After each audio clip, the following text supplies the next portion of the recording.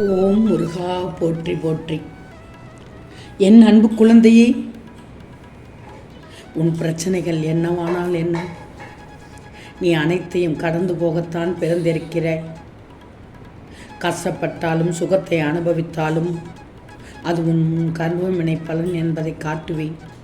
எனவே நீ எதை பற்றியும் கவலைப்பட மாட்டேன் என்பதை தீர்மானமாகவே வைத்துக்கொள். இனி எப்படி இருக்கப் போகிறது என்பதை பற்றி மட்டும் யோசனை செய். உனது ஏமாற்றமான சூழ்நிலைகளை மாற்றும் வழிகள் என்ன, நடைமுறை சாத்தியங்கள் என்ன என்பது பற்றி உன் உள்ளத்தில் நான் பேசும்போது கூர்ந்து கவனி. உனக்கு சுகமோ துக்கமோ கிடையாது. கண்மணியே, உன் முருகன் என்ன சொல்ல வருகிறேன் என்றால், விட்டு கொடுத்து போகக்கூடிய மனப்பான்மை இங்கு யாருக்குமே இல்லை. இது ஒரு பக்கம். ஆனால் இதையும் தாண்டி முன்னாடி நீ இப்படி இருந்தாய், அப்படி இருந்தாய், பாசமாக இருந்தாய், இப்படி அல்ல, இப்படி குழந்தைத்தனமான குற்றச்சாட்டுகள் நிறைய இருக்குது. ஒருவருக்கொருவருடைய பரிமாற்றங்களில் ஒரு சின்ன விஷயத்திற்கு கோபப்பட்டிருப்பார்கள். அப்படியே அந்த தான் என்ற அகங்காரத்தினால் எந்த சூழ்நிலையும் சேரவிடாது. பின்னென்ன, பிரச்சனை பெரிதாகிக்கிட்டே இருக்கும். திருமணம் பண்ணிட்டாலே விட்டு கொடுக்கும் மனப்பான்மை இருக்கணும். அப்படி இருந்தால் மட்டுமே வாழ்க்கையை சீராகவும் சீரும் சிறப்புமாகவும் வாழ்ந்து காட்டு கொண்டு செல்ல முடியும். இல்லைன்னா குறுகிய காலத்தில் பிரியத்தான் முடியும். புரிதல் இல்லாமல். முக்கிய காரணமே புரிந்து கொள்ளாதது, விட்டு கொடுத்து போக தெரியாதது தான். இருவரிடமும் பரஸ்பர எதிர்பார்ப்புகள் அந்த நேரம் அதிகரிக்கிறது. சின்ன விஷயத்திற்கு கோபப்பட்டு பிரிந்தவர்கள் பின் சேரணும்னு நினைப்பார்கள். ஆனால் சில சூழ்நிலைகளானது அவர்களை சேர விடாது. பிரிந்த உறவுகள் ஒன்று சேர உடனடியாக யாரேனும் ஒருவர் விட்டு கொடுத்து பேசணும். காலம் தாழ்த்தக்கூடாது. முக்கியமாக மூன்றாவது நபரின் பேச்சை எந்த நேரத்தில் கேட்கக்கூடாது. அன்பாக இறங்கி பேசுங்கள், தப்பில்லை. உறவுகளை முறிக்காதீர்கள். இறுதி வரை துணை தேவை. எல்லா இடங்களிலும் துரதிர்ஷ்டம் உன்னை துரத்துகிறது என்று நீ நினைத்து கொண்டிருக்கிறாய். அது முற்றிலும் தவறான எண்ணம். உன்னை விதியும் ஆசைகளும் இக்கட்டான சூழ்நிலையில் எடுத்த முடிவுகள் தான் இந்த நிலைக்கு இழுத்து சென்று விட்டன. கவலை வேண்டாம், எல்லாம் முடிவு. நம்பிக்கையோடு இரு. எப்போது என்ன நடக்குமோ என்கிற பயம் உன்னை சூழ்ந்து இருக்கும் வரை உன்னால் நிதானமாக யோசித்து செயல்படவே முடியாது. முதலில் உன் மனநிலையை ஒரு நிலைப்படுத்து. மனதில் அமைதி இல்லாமல் எதை செய்தாலும் இந்த நேரத்தில் சொல்கிறேன், அது சிறப்படையாது. எல்லோரும் உன் உள்ளத்தை காயப்படுத்தும் விதத்தில் நடந்து கொள்கிறார்களே என்று வருத்தப்படாதே. உன் கண்ணீரை வீணாக்கக்கூடாது. இந்த நேரத்தில் சொல்கிறேன், உன் தேவை வலிமை புரியாதவர்களுக்கு நீ வருத்தப்படுவதால் உன் மதிப்பு அவர்களுக்கு தெரிவதில்லை. அவ்வளவுதான்.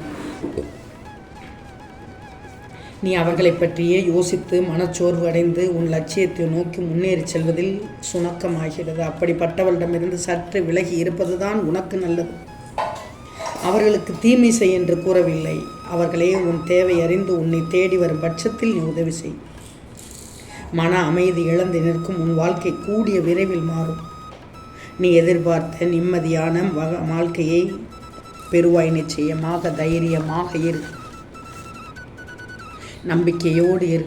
நல்லது நடக்கும் தங்கமே, நல்லது நடக்கும். உனக்கானதைத்தான் நான் தரப்போகிறேன். நிச்சயமாக தருவேன். என் பிள்ளைக்கு தேவையானதை விற்றை தருவேன் நான்.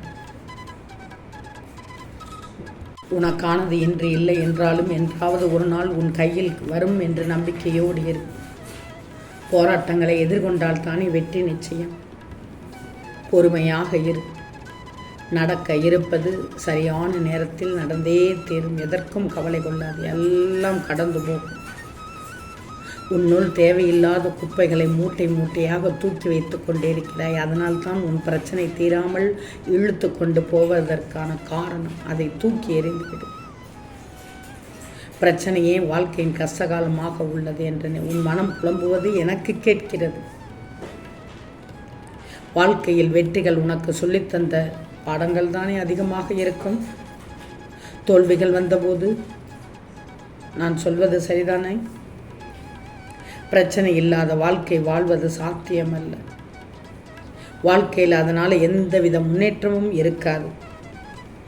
பிரச்சனை வரும்போது சமாளிக்க போகும் திறமை இருந்தால் போதும். அப்போது மனப்பக்குவம் வந்துவிடுமே, தைரியம் வந்துவிடுமே, புத்தி கூர்மை சாதுரியம் கிடைத்து விடுமே. வாழ்க்கையில் உனக்கு நெருக்கடிகள் வருதுன்னா சமாளிக்கும் திறமை இருந்தால் போதுமானது. கல்லை செதுக்கினால் தானே சிற்பம். என் தங்கமே, கவலை கொள்ளக்கூடாது. பல நாள் போராடி கொண்டிருக்கும் பிரச்சனை ஒரு அதிசயத்தில் முடியப் போகுது. ஏன்னா இப்போ உன் கர்மாக்கள் அழிந்து உனக்கு நல்ல நேரம் ஆரம்பித்து விட்டது. நன்மைகளும் அற்புதங்களும் தான் இனி அடுத்தடுத்து நடக்கப் போகிறது. நல்லவர்கள் கண்ணியமானவர்கள் என்று நினைத்தவர்களின் உண்மை முகம் கண்டு நீ இப்போது அதிர்ந்து போய் நிற்கிறாய். அதற்கு அவசியமே இல்லை. என் குழந்தைக்கு யார் எப்படி என்று புரிந்து பழகும் விதத்தை கற்றுக் கொடுப்பது உன் முருகனின் கடமை.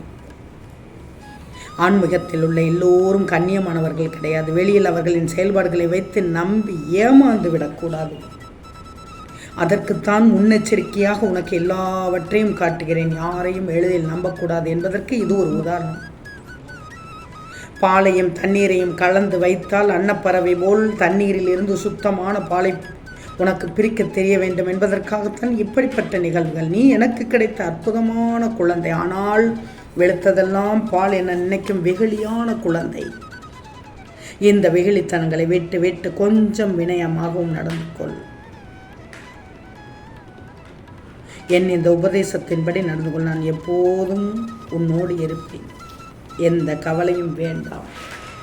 எந்த கவலையும் வேண்டவே வேண்டாம். முருகா, என் வழிகள் அப்படியே இருக்கிறது. ஒரு கஷ்டம் முடிவதற்குள் அடுத்த கஷ்டம் ஆரம்பமாகிறது. எல்லோரும் இருந்தும் தனிமையில் இருப்பது போல் உணர்கிறேன். அப்படித்தானே வருத்தப்பட்டு கொண்டு இருக்கிறாய். நான் உன்னை தவிக்க விட்டு விட்டு எங்கே போவேன்? நீச்சல் தெரியாமல் ஆற்றில் குதித்தவன் போல துன்பத்திலும் வழிகளிலும் தத்தளிப்பதை இந்த முருகன் அறியாமல் இல்லை. உன் கஷ்டமான மனநிலையில் இருந்து வெளியே வா. அப்போதுதான் நான் ஏதாவது ஒரு ரூபத்தில் வந்து உன் அருகில் இருப்பதையும் பிரச்சனைக்கு தீர்வு சொல்வது புரியும். எதிர்மறை எண்ணத்திலிருந்து வெளியேற வர என் நாமத்தை கூறு. என் அருட்பார்வையால் நோயற்ற வாழ்வை பெற்று நிம்மதியாக சுபிட்சமாக வாழ்வாய். உன் சோதனை காலம் வேதனை காலம் முடிந்து விட்டது. நான் வைத்த பரீட்சையில் நீ வென்று விட்டாய். இனி பரிபூர்ண ஆசிகளை ஒளியாக தந்து உன் வாழ்க்கையை சந்தோஷமடைய செய்வேன். நிச்சயமாக என் பிள்ளையின் வாழ்க்கையை அழகு பெறச் செய்வேன். நல்லது நடக்கும் தங்கமே. ஓம் முருகா போற்றி போற்றி.